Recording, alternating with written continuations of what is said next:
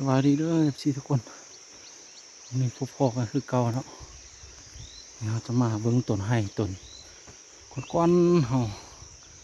รีวิวเอาไว้เนาะ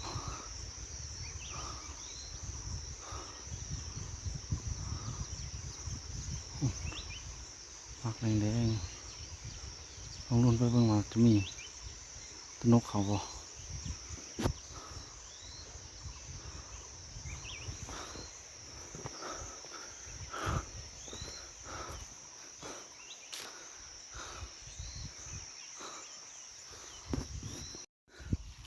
เนาะ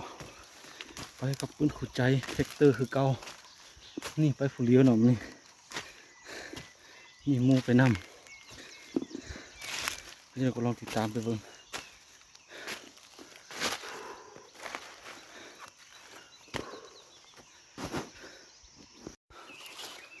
โอ้โคตรเมื่อยก็จะหอดแล้วเนาะต้นไห้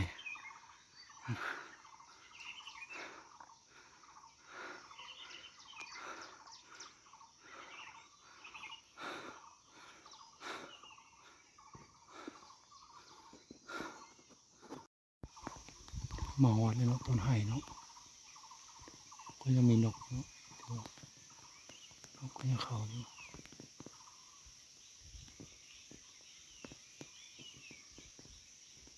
นี่เสื้อโคมยิงเขาบ้างนะลองติดตามกันดู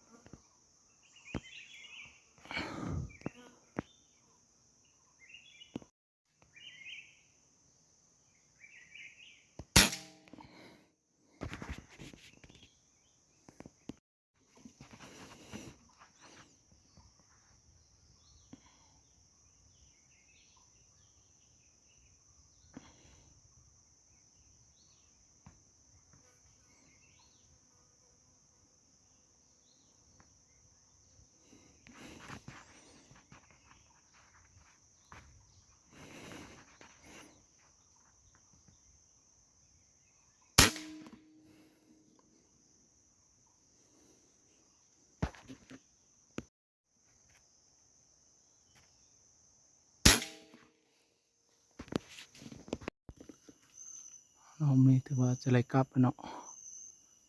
คำแล้วไฟโทรศัพท์เม็ดโอ้โคตรสิหลายนะเนาะไทยสิหลายเลยว่าไฟโทรศัพท์เม็ดก่อนเนาะยังต่อ10%นี่ถ่ายคลิปวิดีโอสุดท้ายจะมานับโมตัวละกี่ตัว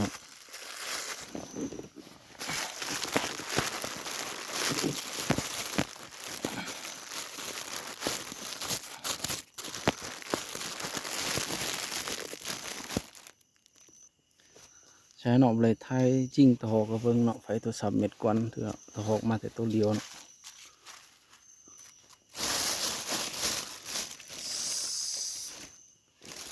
4 6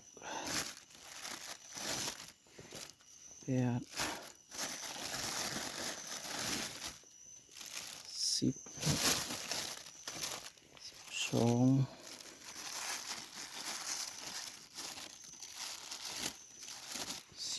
14 16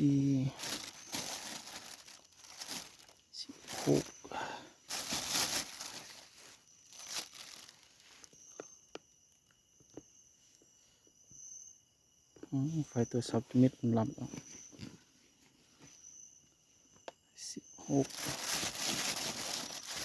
8 20